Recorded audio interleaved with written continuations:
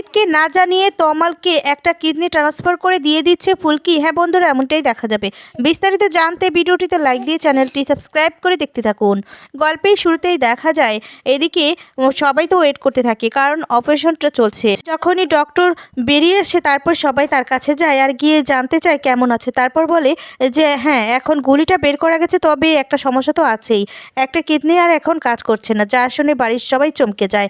আরেকটা কিডনি রয়েছে সেটাও জানতে পারে যে কিছুটা ড্যামেজ রয়েছে, এমনও হতে পারে কিডনি ট্রান্সফার করতে হতে পারে, যা শুনে বাড়ির সবাই তো আরও কান্নায় ভেঙে পড়ে। এদিকে বিশেষ করে কাবেরী খুব কাঁদতে থাকে।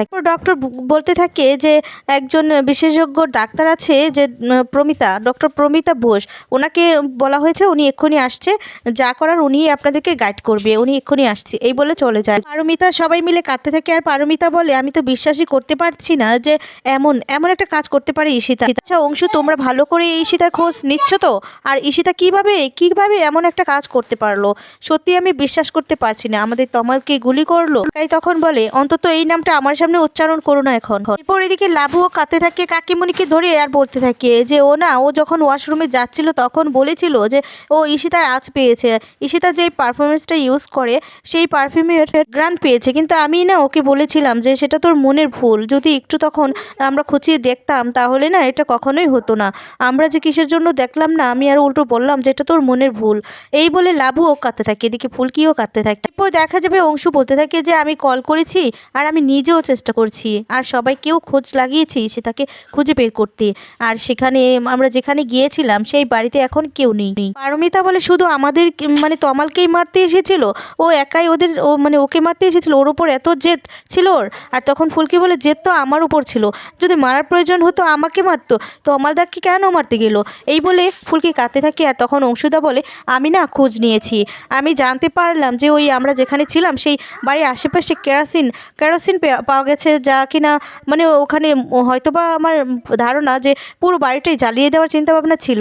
তারপরে বলতে থাকে যে সেখানে থাকা কেয়ারটেকার, তাকেও খুঁজে পাওয়া যাচ্ছে না, সেও নিরুদ্দেশ, কেয়ারটেকারটাও পালিয়েছে, আমাকেও খোঁজ নিতে হবে ভালো করে, এখন আমার একটু নবাবগঞ্জে যাওয়ার প্রয়োজন, এখন তো যেতে পারছি না যতক্ষণ না ওটিটা কমপ্লিট হচ্ছে। এদিকে কাবেরী কাঁদতে থাকে আর বলে ওগো বলো না যে আমার ছেলেটা বাঁচবে তো, আমার ছেলেটা তো দিব্যি ছিল, কি হয়ে গেল, এই বলে কাঁদতে থাকে। ফুলকি তখন ধরে কাকিমণিকে বলতে থাকে যে কাকিমণি ভালো হয়ে যাবে, তমালদার কিছু হতেই পারে না, কাকিমণি তুমি কেঁদো না, দেখো সব কিছু ঠিক হয়ে যাবে। দেখা যাবে তমালকে নিয়ে এসেছে, তমালকে সাইড দিয়ে নিয়ে যাচ্ছে, তমালকে দেখে তো সবাই কান্নায় ভেঙে পড়ে। আর তখনই নার্স বলতে থাকে প্লিজ আপনি না আপনারা ওনার সামনে আসবেন না, ওনার ওটি হয়েছে সে সবেমাত্র। বাবু বলে যে উনি ও না এখন কেমন আছে, এই বলে কাঁদতে থাকে আর বলে আপনাদের ডক্টর বলেছে তো সব, হ্যাঁ আপনারা একটু ধৈর্য ধরুন, সবটা জানতে পারবেন আর সবটা দেখতে পারবেন, ঠিক আছে, আপনাদেরকে যা বলেছে আপনারা সেটাই করুন, এই বলে তমালকে নিয়ে সেখান থেকে চলে যায়। এরপর এদিকে কাকাইও খুব ভেঙে পড়ে, তখন রোহিত বলছে কাকুমণি তুমি ভেঙে পড়ো না, দেখেছো তো ডক্টর কি বলেছে, ডক্টর ঠিক দেখবে ওরা ঠিক ভালো করে ফেলবে তমালকে, তমাল ভালো হয়ে যাবে। তাছাড়া আমার কি মনে হয় জানো তো, আমার মনে হয় তমালের একটা কিডনি ট্রান্সফার করতেই হবে, কিন্তু কোনো চিন্তা করো না, সব কিছু ঠিক হয়ে যাবে, ট্রান্সপ্লান্ট হয়ে যাবে, সব ব্যবস্থা করতে হবে আমাদেরকে। তাছাড়া বাড়ি কেউ তো এখনো কিছুই জানে না, তো জেঠুমণিকে জানাতে হবে এই ব্যাপারটা, থাকো এখানে, আমি বের হচ্ছি, ঠিক আছে অংশুদা তুমি দেখো। অংশু তখন বলে আচ্ছা ঠিক আছে তুমি সাবধানে যেও। তারপরে বলতে থাকে কাকু আমি তাহলে বের হচ্ছি। হ্যাঁ যে ডক্টর বুশ প্রমিতা কি বললেন, উনি আসলেও আমার মনে হয় একই পরামর্শ দিবে, ট্রান্সফার করতে হবে এবং তিনি যা বলবেন স্টেপ বাই স্টেপ আমাদেরকে ফলো করে যেতে হবে, বুঝতে পেরেছেন, সবকিছু ঠিক হবে, শুধু আমরা যেন কিছুতে আটকে না পড়ি, বুঝতে পেরেছো, আমাদের সেই লক্ষ্যটাই ঠিক রাখতে হবে। উনি অংশু বলছে যে রোহিত বলছিলাম কি যাওয়ার আগে আরেকবার তমালকে দেখে যাবে না। রোহিত তখন বলে তোমরা সবাই আছো তো, যাও না দেখো না, আমি বরং অন্য দিকটা দেখে আসি, ঘুরে আসি। এরপর অংশু কাকাকে নিয়ে সেখান থেকে চলে যায়। এদিকে রোহিত তো খুব ভেঙে পড়ে, রোহিত তখন তমালের ভালো কাটানো মুহূর্ত কথাগুলোই ভাবতে থাকে আর খুব কাঁদতে থাকে, তমাল কতটা মজা করেছিল, সবাইকে নিয়ে কতটা আনন্দ করেছে, আর সেই ছেলেটা কিনা আজকে শুয়ে আছে বিছানায়। রোহিত বেরিয়ে পড়ে, এরপরই দেখা যাবে রোহিত আবার অংশুকে কল করেছে আর তখন অংশুকে জিজ্ঞেস করতে থাকে যে ওদিকের অবস্থাটা ঠিক কেমন। তারপরে দেখা যাবে অংশু বলতে থাকে যে দেখো আমার যতটুকু কথা বলে মনে হয়েছে যে ডোনারটা লাগবেই। এরপর ফোনটা কেটে দেয় আর তখন কাকাই জিজ্ঞেস করতে থাকে যে কি বললো রোহিত।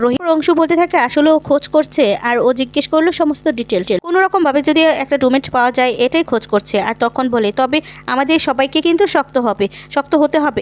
এই লড়াইটা কিন্তু আমরা সবাই এক হয়ে লড়বো। তারপরে কাবেরী বলতে থাকে এই লড়াইটা সব কিছুই সম্ভব হতো যদি না সবটা আমরা সবাই জানতাম। তখন কাকাই বলে কি হলো কাবেরী, তুমি কেন এই সমস্ত এখন কথা বলছো? আর তখন বলে এই যে এটা বলতেই তো হতো, আজকে যদি এই সত্যটা না জানতো সবাই তাহলে তো এই সমস্ত কিছুই হতো না, তাই না?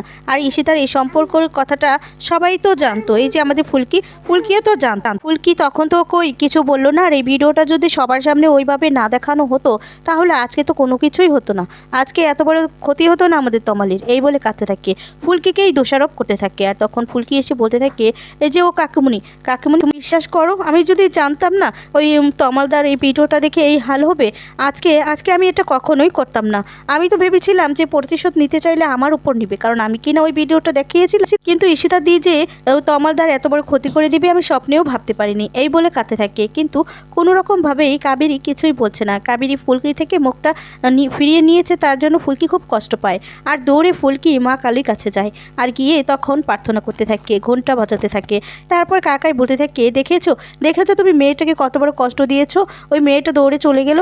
আর যখন তমালকে খুঁজে পাওয়া যাচ্ছিল না তখন মায়ের মন্দিরে কে পুজো দিয়ে হাতটা পুড়িয়ে তারপর তমালের জন্য প্রার্থনা করেছিল, এই মেয়েটাই তো করেছিল। আর তুমি আজকে কিনা এই মেয়েটাকে এত কষ্ট দিলে, এটা তুমি একদম ঠিক করোনি। তারপরে দেখা যাবে লাবু আর পারমিতা ফুলকির কাছে গিয়ে দেখতে থাকে। আর তখন ওখান থেকে লাবু এসে কাবেরীকে বলতে থাকে যে কাকিমণি তুমি একদম টেনশন করো না, অংশুদা কি বলেছে আমাদের সবাইকে এক হয়ে এই লড়াইটা লড়তে বলেছে না? হ্যাঁ, আমরা সবাই যদি এক হয়ে এই লড়াইটা লড়ি তাহলে কিছুতেই তমালের কিচ্ছু হবে না, তমাল দেখবে ঠিক হয়ে যাবে।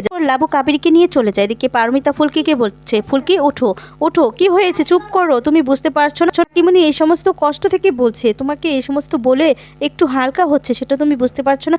তখন বলে না আমি কাকিমণির উপর একটুও রাগ করে নেই। ফুলকিকে বুঝিয়ে সুজিয়ে পারমিতা নিয়ে আসে। সেখানে তখন বলতে থাকি ফুলকি তোর কাকুমণির মনের অবস্থাটা বুঝতে পারছিস, কিছু মনে করিস না মা।